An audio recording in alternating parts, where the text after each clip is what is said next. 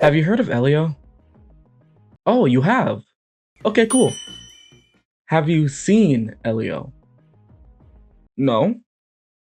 Pixar hates you. For context, Elio is the latest Pixar movie revolving around Elio, an 11-year-old boy who dreams of being abducted by aliens, and then eventually does. The film released on June 20th, earning $21 million in its opening weekend. With a budget of $150 million, this gives Elio the title of the worst performing Pixar debut of all time, beating the previous record holder Elemental, which opened with $29 million. Pixar is steaming. I was scrolling through Instagram one day and I came across this post. Disney points fingers after Elio flop. Stop asking for originals if you won't watch them. What's crazy is this isn't even the first time that Disney has done this. After Strange World flopped, executives blamed the confusing marketing. With Lightyear, they blamed it on audience fatigue. Now, with Elio, it's you asked for original stories and didn't show up. Maybe, Pixar just maybe, and hear me out on this, the issue isn't us. Maybe. It's you. At this point, I truly came to realize Disney and Pixar are genuinely confused and don't understand why they keep bombing when it comes to their original movies. Okay, Pixar, let me, an average animated movie lover, break down your declining numbers for you. Now, before I pick apart this poor movie, I should mention that I hadn't seen it up until I saw the post, which is probably why I felt particularly called out and had the certain urge to make this video defending myself. So I dropped everything and went to see it. And you know what? It was actually a pretty cool experience. I've never had an entire theater to myself before.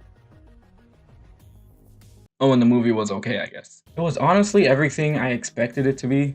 It had its heartwarming moments and the characters were pretty easy to root for. But the movie as a whole was overall unmemorable, in my opinion. In fact, for an original, I felt as if I'd seen this movie dozens of times before.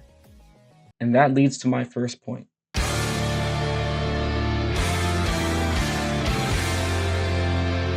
Let me explain.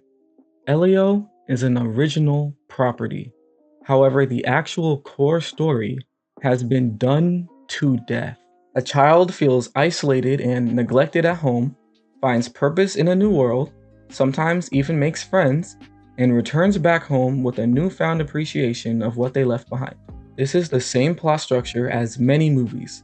Meet the Robinsons, Spirited Away, Coraline, and many, many, many more. So when people see the trailer for Elio, or even go to see the movie, and find out that it's more of the same, they're subconsciously turned off by it. I could make an original movie right now starring... what's around me? Penny the Pencil.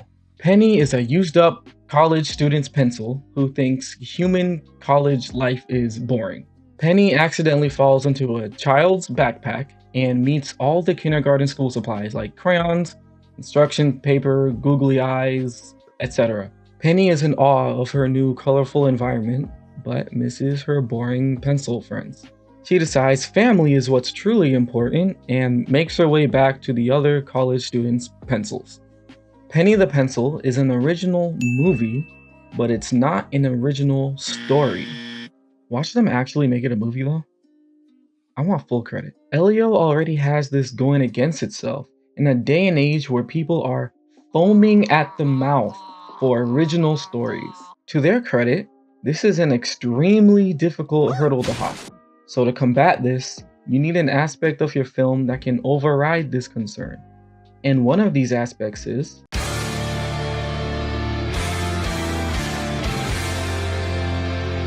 Pixar used to be the gold standard of animated movies. After all, as I'm sure you already know, Toy Story was the first ever movie to be completely computer animated back in 1995. Nobody knew it 30 years ago, but this one little movie would change the course of animated media forever.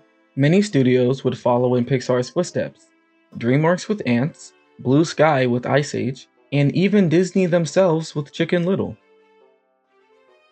We don't have to talk about Chicken Little. As time went on and technology advanced with it, studios would constantly look to outdo themselves graphically, especially Pixar.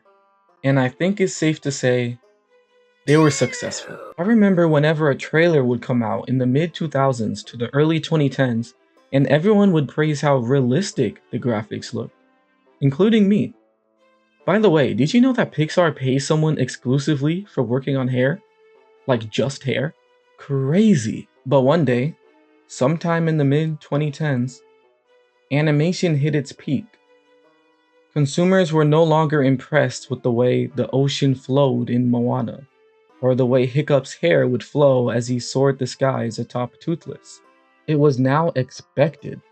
Realism became the default, no longer a selling point. In fact, by this time, people were actually starting to get tired of this overly polished, realistic style of animation. This can be proven by the success of 2014's The Lego Movie, an entire movie animated in arguably the most unrealistic looking way ever. Literal Lego bricks. And the people, including my 11-year-old self, ate it up.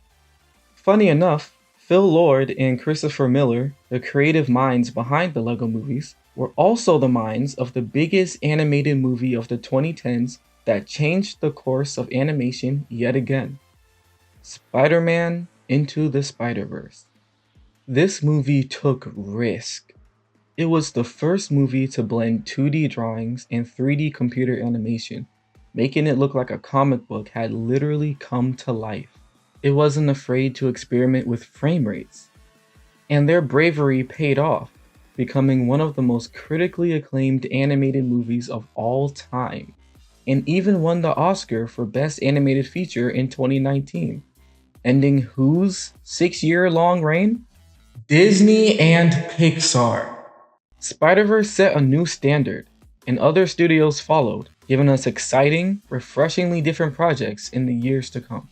DreamWorks experimented and gave us Puss in Boots: The Last Wish. Paramount gave us TMNT Mutant Mayhem. Netflix and Riot Games gave us a beautifully tragic series in Arcane.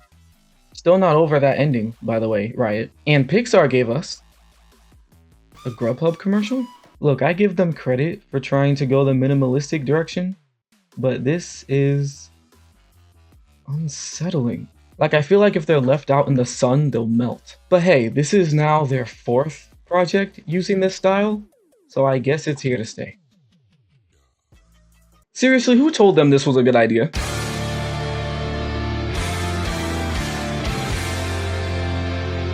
When it comes to Hollywood production companies, Disney is by far the safest of them all.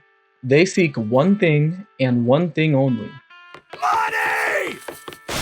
And of course, they should. They are, above all else, a business.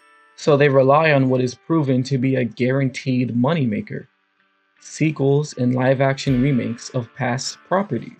Even if the previous movie already wrapped everything up perfectly, or wouldn't translate well at all into live action. However, they fail to see that in the pursuit of earning immediate quick cash, they're bypassing all the potentially great stories that could be the next huge franchise. Now, I can hear that Pixar employee ripping their hair out as we speak, screaming, "Elio is a great story that could be the next huge franchise." Elio was okay, but not great. It played it safe in every single aspect of the film, to the point where it didn't stand out in any way. What's wild is, the talent is there. Pixar's team could absolutely cook if they were allowed to break the formula. Imagine what a Pixar movie would look like if it had the visual boldness of Arcane, or the narrative weirdness of K-pop Demon Hunters. That's the kind of originality people crave now, the kind that feels daring. It's not that we don't want original movies. Your original movies just simply aren't captivating enough. There's so much amazing content in 2025 that just being okay isn't worth the $60 movie trip anymore. So Pixar, instead of blaming your audience, I urge you to follow in the footsteps of your competitors and stop playing it safe. Take risk. I promise you, it will pay off. I've been RVC, and thank you for watching.